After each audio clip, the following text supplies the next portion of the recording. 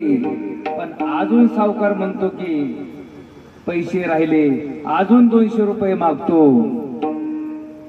मगच हात सोडतो, नाहीतर सगळ्या भर बाजारामध्ये हात बांधून भीक मागायला लावतो. तुकोबारांच्याकडे 200 रुपये होते. तुकोबारा मिरच्याचा व्यापार करायचे, मिठाचा व्यापार करायचे, गुळाचा व्यापार करायचे. व्यापार म्हणजे काहीतरी उद्योगधंदा करावा.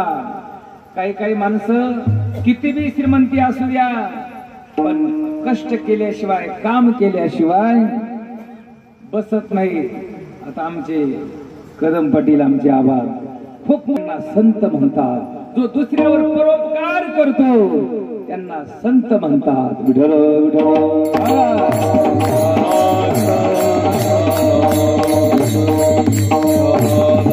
आणि अशा संताची जीवनामध्ये कुठल्या एखाद्या प्रकारानं का होईना संताची संगत घडायला पाहिजे.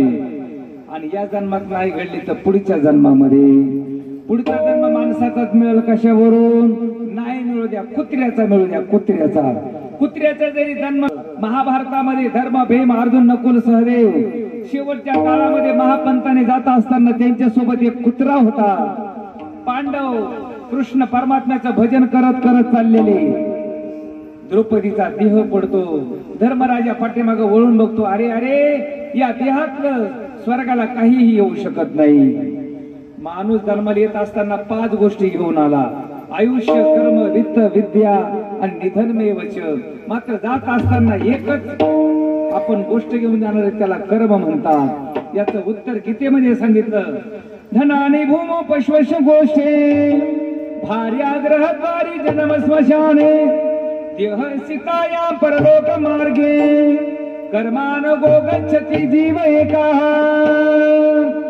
फक्त आपलं कर्मच आपल्या सोबत येत असतं. आणि इथं सुद्धा आपण कर्मच घेऊन आलेलो. विठ्ठल विठ्ठल.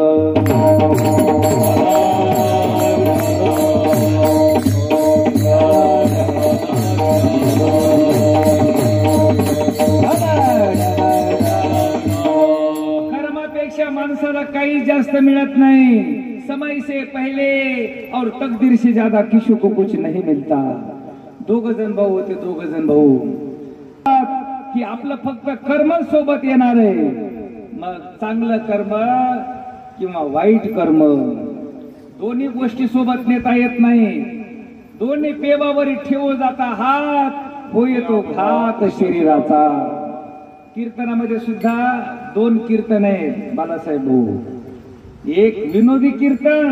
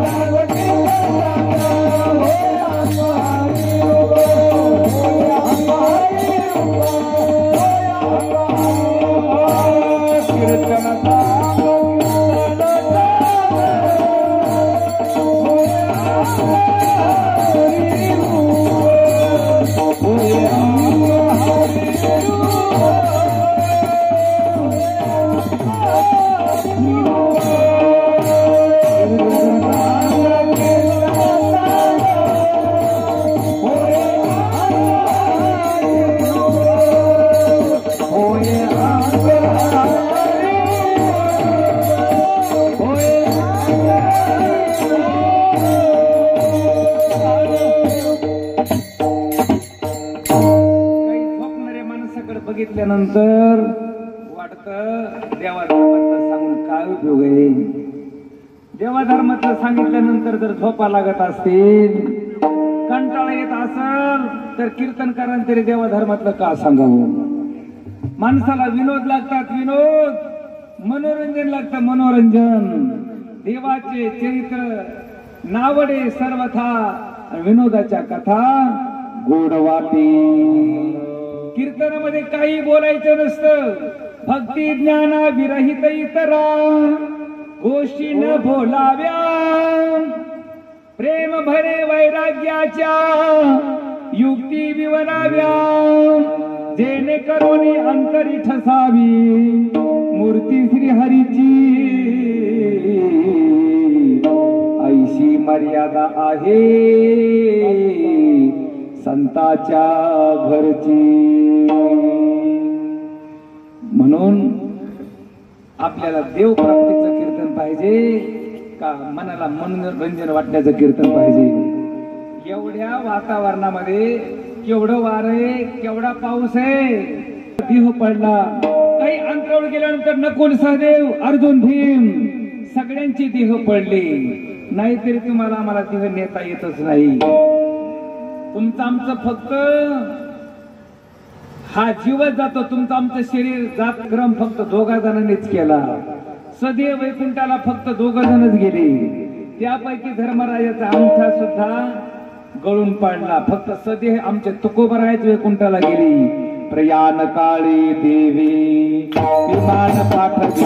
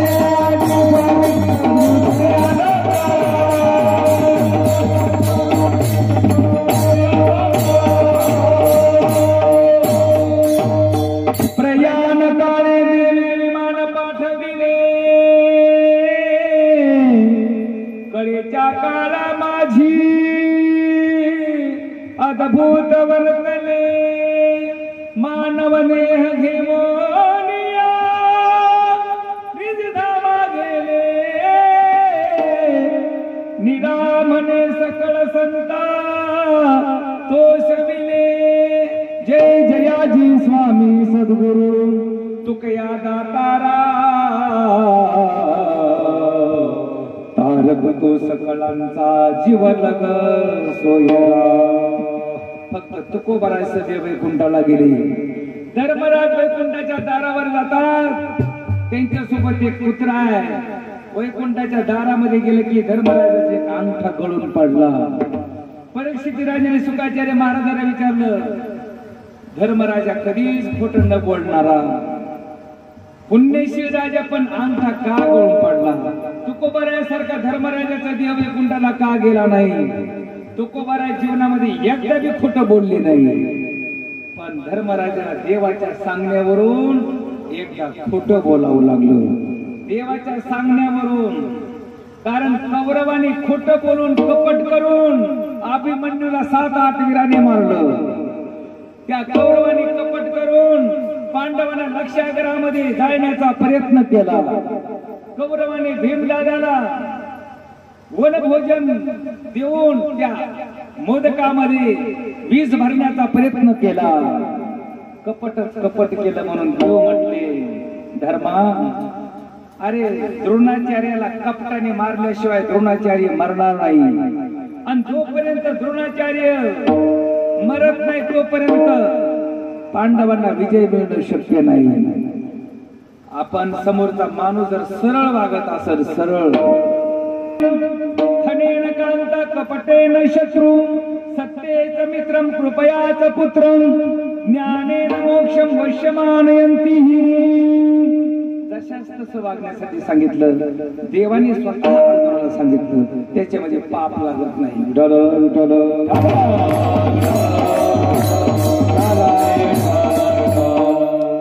पण समोरचा जर आपला सरळ वागत असेल आणि त्या माणसाचा जर विश्वासघात जर केला तर त्याला रव नावाच्या नरकामध्ये पडावं लागतं.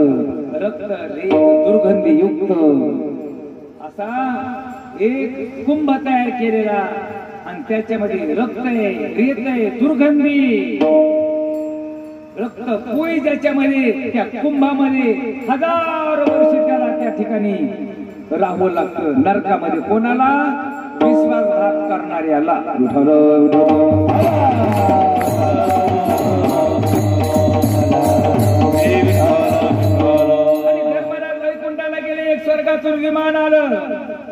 धर्मराज विमानामध्ये चढू लागले, त्यांच्यासोबत पुत्र सुद्धा विमानामध्ये चढू लागला. त्या दूताने सांगितलं, धर्मराज पुत्र्याला घेता येणार नाही. धर्मराज म्हटले, मग जाऊ द्या तुमचं विमान माघारी तसं रिटर्न. त्या दूताने हात जोडले, धर्मराज तुम्ही नावासारखा धर्म सांभाळ, तुम्ही म्हणता तर तुमच्यासाठी कुत्र्याला सुद्धा घेऊ.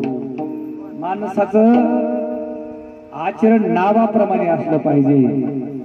इथलं सोडून बर का, नाव म्हणले गंगाधर, आमचा गंगाधर, नाव म्हणले गंगाधर. संघटनेच्या कुत्र्याला प्राप्त झाली म्हणून तुकोबाराय म्हणतात, संतांच्या दारामध्ये पुत्र म्हणून जरी राहिलं तरी फायदा होतो. व्हावे त्याचे द्वार, व्हावे त्याचे द्वार, व्हावे त्याचे द्वार.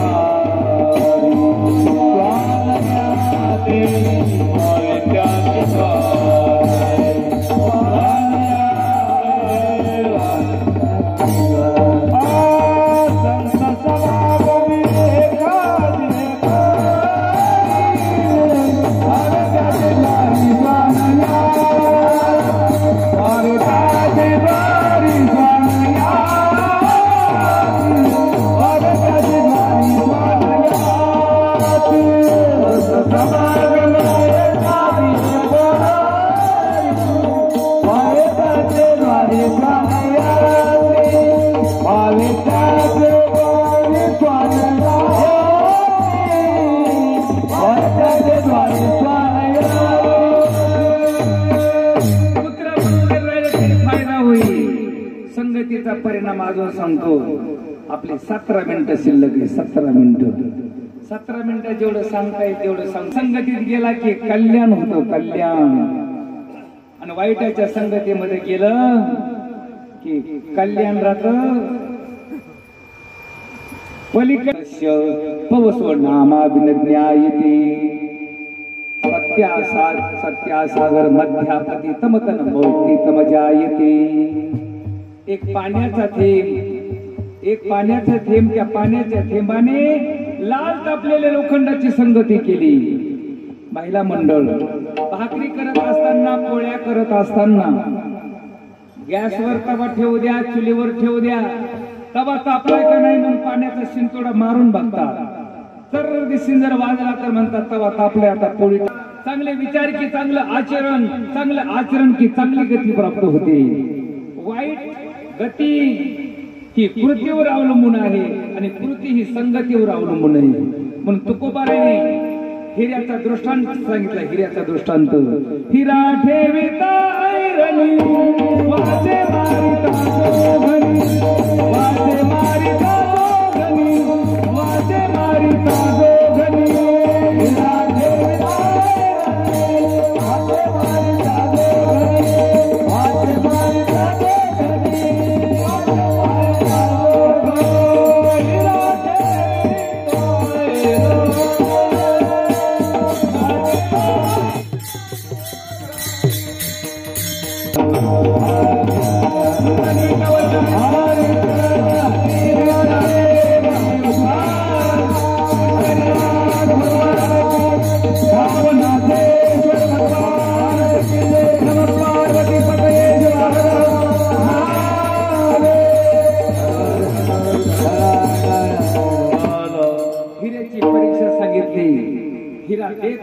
हिरा घेत असताना आयरणावर हिरा ठेवतात आणि वरून घनाने मारतात. 4-2 ठोके, 10-5 ठोके मारल्यानंतरही फुटत नाही. एकतर घनामध्ये शिरतो, आयरणामध्ये तरी शिरतो, पण तो फुटत नाही. पण तुकोबाराय सांगतात 10-5 घनाचे ठोके मारल्यानंतरही फुटत नाही. असा अभेद्य कणखर हिरा तो सुद्धा संगतीमुळे फुटला ना. निघणाच्या सखे हिरा जो भंग,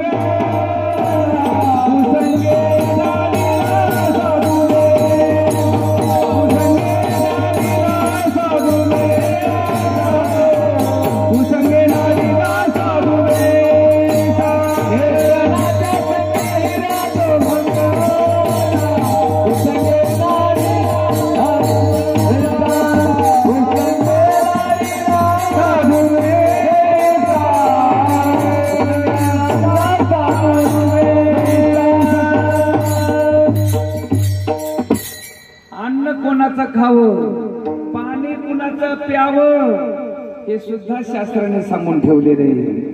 अन्न कोणाचं बी खाऊ नये आणि पाणी कोणाचंही पिऊ नये. पण सप्त्यामध्ये पंगत असले तर जेवायला काही हरकत नाही, कारण इथं आल्यानंतर ते अन्न पवित्र होतं.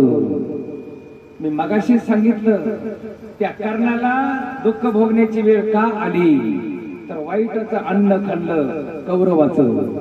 त्या द्रोणाचार्यांना जीवनामध्ये वाईट वेळ आली, त्यांनी कौरवाचं अन्न खाल्लं. पितामह भीष्माचार्यांना जीवनामध्ये वाईट वेळ आली, त्यांनी कौरवाचं अन्न खाल्लं. कृपाचार्यांना अश्वत्थाम्याला वाईट वेळ आली, केवळ त्यांनी वाईटचं अन्न खाल्लं. म्हणून बैसता चोरापाशी तैशी होय बुद्धी, देखताची चिंधी मन धावे. आपण जसं अन्न खाऊ त्याप्रमाणे आपल्या अंतःकरणामध्ये विचार निर्माण होत असतात.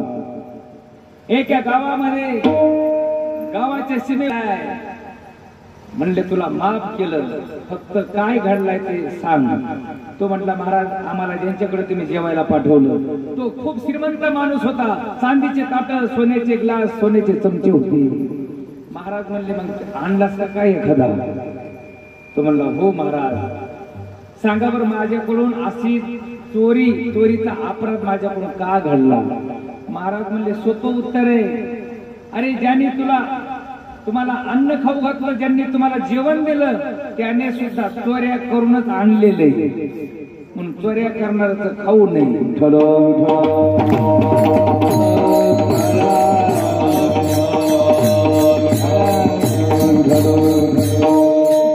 संतांची संगत आणि संतांचं जेवण, संतांचं पाणी, संता घरचे अन्न बळेचे खावे मागून. आणि भक्ताच्या घरचं, सज्जनाच्या घरचं पाणी जेवण मागून घ्यावं. का? ते पवित्र असतं. पवित्र ते सोवळी आणि एकतेची हो मंडळी. संत या विश्वामध्ये जर पवित्र कोण असेल तर त्यांना संत म्हणतात. म्हणून संतांची संगत कुठल्या एखाद्या प्रकारानं का व्हायला घडायला पाहिजे. संतांची संगत घडल्यानंतर कशी उपयोगाला येते? 17 मिनिटातले 10 मिनिटं बाकी राहिले.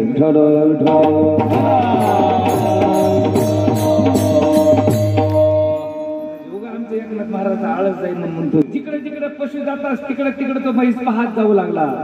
भंडाऱ्या डोंगरावर उंच उंच वाढलेलं गवत बघितलं, तो भंडाऱ्या डोंगरावर गेला. त्या ठिकाणी तुकोबाराय भजन करत होते. विठ्ठल विठ्ठल विठ्ठल विठ्ठल विठ्ठल विठ्ठल विठ्ठल विठ्ठल. हे म्हैस पाहत पाहत गिराईक तुकोबारायपर्यंत गेलो. तुकोबारायांना हात जोडले. महाराज 4 दिवस झाले माझी म्हैस हरवली, आपण बघितली का? तुकोबाराय म्हणतात मला वाटलं होतं एवढ्या भंडारे डोंगरावर आलास, मुलाबाळाला सोडून आलास आणि परमार्थ बद्दल काहीतरी विचारशील म्हणून. तो म्हणला नाही नाही नाही नाही कसलं काही नाही, परमार्थातलं म्हणले तुमची तुम्हालाच राहू द्या, मला फक्त माझी म्हैस पाहितली का सांगा. तुकोबाराय म्हणले मला म्हैसच बघायची का, दुसरं काही बघायचे नाही का? अरे मनुष्य जन्म हा म्हैस पाहण्यासाठी नाही, मनुष्य जन्म हा देव पाहण्यासाठी आहे. देव पहावया करी वो सायास न करी आस नाशिवंता. तुला प्रयत्न करायचा असेल तर देव पाहण्यासाठी कर. तो म्हटला महाराज तुमचं तुमच्या जवळ राहू द्या, तुम्हाला सांगायचं असेल बोलायचं असेल तर फक्त म्हशीबद्दल सांगा. तुकोबाराय म्हणतात त्याला तर म्हैस पाहिजे आहे. मग जा, इथं तिथं कुठं बघू नकोस, म्हैस तुझ्या गोठ्यामध्ये आहे. विश्वास ठेवला आणि 4 दिवस म्हैस बघत होता, म्हैस सापडत नव्हती. आणि तुकोबाराने सांगितलं म्हैस तुझ्या गोठ्यामध्ये आहे. त्याला थोडा करंट लागल्यासारखा झाला. अरे 4 दिवस झाला आपण म्हैस पाहतो, म्हैस सापडत नाही. आणि तुकोबाराने सांगितले की म्हैस तुझ्या गोठ्यामध्ये आहे. त्यांनी दुसरा एक मोठा जोराचा धक्का दिलेला आहे की माणूस जन्म हा म्हैस पाहण्यासाठी नाही, माणूस जन्म हा देव पाहण्यासाठी आहे. तिथूनच परत गेला. महाराजाच्या पुढे हात जोडले. महाराज तुकोबाराय म्हणले अजून काय पाहिजे? म्हणलं आता मला म्हैस नाही पाहिजे, आता मला दुसरं तिसरं काही नको, मला देव बघायचा आहे. तुकोबारायच्या समोर म्हैस बघत बघत बघत भंडाऱ्या डोंगरावर गेला होता. तुकोबाराची भेट झाली आणि तेवढीच भेट त्या गंगाराम मवाळाच्या जीवनासाठी लाभदायक ठरली, लाभदायक. तुकोबाराय म्हणले बस बस तुला देव दाखवतो. तुकोबाराने अभंग सांगण्याचं काम केलं आणि गंगाराम मवाळाने अभंग लिखाणाचं काम केलं. संताजी महाराज जगनाडे गबरशेठ वाणे तुकोबाराच्या रस्त्याने भामचंद्रावर घोरड्यावर त्या भंडारी डोंगरावर जात होती. त्या रस्त्यावर रोज जनावर सांभाळण्याचं काम करायचे. एक दिवस संताजी महाराज जगनाडे आणि तो गबरशेठ वाणे भंडारी डोंगरावर गेले. महाराज आम्हाला भजन शिकवतात का? हो बसा बसा म्हणले. माझं कामच ते म्हणले भजन शिकवणं. पण म्हणले रिकाम येऊन जमणार नाही, तुम्हाला रिकाम घरचे माणसं तुम्हाला येऊ देणार. तो बाळ म्हणले महाराज मनुष्य जन्माचं काय खरे, आज भेटलो उद्या भेटू याची गॅरंटी नाही, या वर्षी भेटलो पुढच्या वर्षी भेटू याची गॅरंटी नाही. जर मला मरण आलं महाराज तर तुमची संगती मला मिळणार नाही. तुकोबाराय म्हणले तुझ्या अगोदर मी जर मेलो तर? संताजी महाराज म्हणले महाराज मी तुमच्या मातीला येईन ना. तुकोबाराय म्हणले माझ्या अगोदर तू गेला तर तुझ्या मातीला मी येईन. ठरलं आणि खरंच तुकोबाराय द्वंद्व आले, द्वंद्व. आणि संताजी महाराजसाठी तीन वेळेला यावं लागलं. एकदा भागीरथीसाठी आले, एकदा निळोबारायासाठी आले आणि एकदा संताजी महाराज जगनाडेसाठी वैकुंठातून परत यावं लागलं. संताजी महाराजांचा देह पडला, सगळं गाव मातीला आलं पण तोंडावर मातीच पडत नव्हती. संताजी महाराजांनी मुलाला सांगितलं होतं बाळ माझ्या अंत्ययात्रेला तुकोबाराय येणार आहे, आल्यानंतर तुकोबारायचं दर्शन घे, तुकोबारायला नमस्कार कर. सकाळपासून संध्याकाळपर्यंत तो बाळू नावाचा मुलगा तुकोबारायची वाट बघत होता. पण तुकोबाराय सकाळपासून संध्याकाळपर्यंत आले नव्हते. त्यावेळेला नारद स्वामी म्हणतात तुकोबाराय अहो एक गिराईक तुमचं वाट बघतय, तुमच्या वाचून त्या संताजी महाराजांची अंत्ययात्रा थांबली. आणि नारद स्वामीचा त्या ठिकाणी मार्गदर्शनानुसार निरूपणानुसार तुकोबाराय खाली येतात.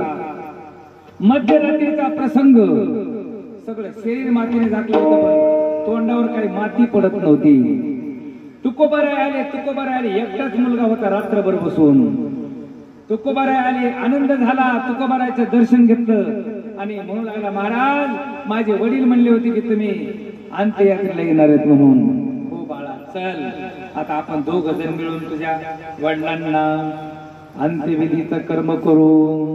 चल माझ्या बरोबर तू सुद्धा 2 वंजळ माती टाक.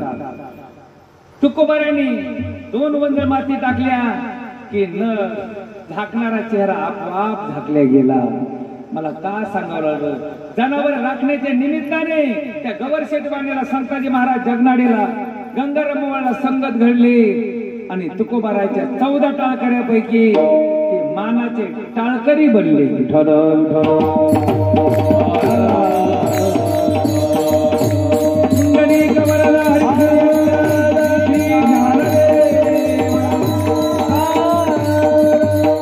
जशी संगत करू तसे विचार आचार आपल्या ठिकाणी निर्माण होत असतात. वेळ संपला तरी अजून सांगतो, एका मिनिटात एकाच विहिरीचं पाणी, एकाच विहिरीवरती एका बागायतदाराने 3 पिकं घेतले. 3 पिकं.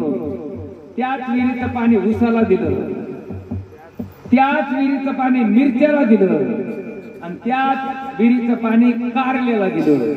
आता विहिरीतलं पाणी गोड होतं का भैया, का तिखट होतं का कडू होतं? अहो विहिरीतल्या पाण्याने ऊसाची संगत केली. आता गोड गुण पाण्याचा आहे का ऊसाचा आहे का महाराजाचा आहे? ऊसाचा. आणि विहिरीतल्या पाण्याने त्या ऊसाची संगत केल्यामुळे माऊली बाबा ते पाणी गोड झालं. आणि त्याच विहिरीतल्या पाण्याने मिरच्याची संगत केली, आता ते पाणी कसं झालं? तिखट झालं. तिखट. त्याच विहिरीचं पाणी कारल्याला दिलं, आता ते पाणी कडू झालं. कडू. तुम्ही आम्ही म्हणजे त्या विहिरीतल्या पाण्याप्रमाणे पाणी गोड बी नाही, तिखट बी नाही, कडू बी नाही. पण लक्षात ठेवा तुम्ही आम्ही ज्याच्या संगतीमध्ये जातो तो ऊसासारखा जर गोड माणूस असला तर तुमचं आमचं सुद्धा जीवन गोड झाल्याशिवाय राहत नाही. काही काही माणसाची नुसती आठवण केल्याबरोबर माणसं जशी साखर तोंडामध्ये टाकल्याबरोबर आपोआप विरघळल्या जाते, तसे काही गोड स्वभावाची माणसं आहे. माणसाची आठवण आल्याबरोबर अंतःकरणामध्ये विरघळल्या जातात. आणि अशा माणसाची संगत केली की माणसाचं जीवन गोड होतं, गोड. आपण एखाद्या माणसाच्या तिखट माणसाची जर संगत केली, त्याला कुठं गाठायचे, त्याला कुठं गाठायचे, ह्याला कसं संपवायचे, त्याला कसं संपवायचं, आपलं जीवन सुद्धा त्या मिरच्यासारखं तिखट झाल्याशिवाय राहणार नाही.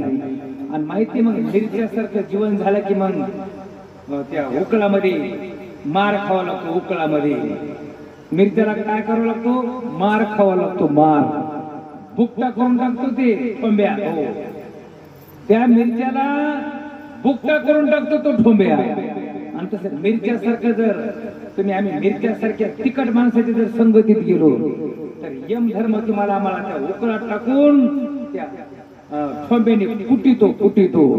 मग लक्षात ठेवा, मिरच्यासारखं व्हायचं, ऊसासारखं व्हायचं का कारल्यासारखं व्हायचं. काही काही माणसं एवढे कडूत कारलं स्वच्छेद्वारी स्वान याती. संतांच्या संगतीमध्ये गेल्यानंतर काय फायदा? तेथे राम नाम होईल श्रवण, घडेल भोजन उचिष्टाचे. संतांच्या संगतीत गेल्यानंतर ज्या नवविधा भक्ती सांगितल्या, श्रवणम कीर्तनम विष्णू स्मरणम पाद सेवनम अर्चनम वंदनम दास्यत्वम सख्यत्वम आत्मनिवेदनम, या श्रवण साधनापैकी श्रवण साधना श्रेष्ठ साधना. हरिभक्त मंडळीने घेतलेले नामस्मरण आपल्या कानावर पडतं आणि याला श्रवण साधना म्हणतात. संतांच्या संगतीत आल्यानंतर कसं राहणं बरं? कामारी पटीक सेवेचा सेवक, दीनपणे रंक तेथे भले. माणसं इकडे तिकडे उन्मत्तपणाने वागतात, उद्धटपणाने वागतात, वागू दे हरकत नाही. पण परमार्थात आल्यानंतर माणसानं दीनपणाने राहू, रंकपणाने राहू. दीनपणाने राहिल्यानंतर राम भेटतो आणि उन्मत्तपणाने वागल्यानंतर शाप मिळतो. देवाचं कुळ, यादव कुळ केवळ ऋषीमुनीच्या शापामुळं खलास झालं, खलास नष्ट झालं. पण महाराज एवढं सांगतात तुम्ही संतांची संगत करा म्हणून, दीनपणाने रंगपणे राहण्यासाठी सांगतात. पण आम्हाला सुख मिळेल का? सर्व सुख मिळेल शेवटचं चरण. तुका म्हणे सर्व सुखाच्या संगती,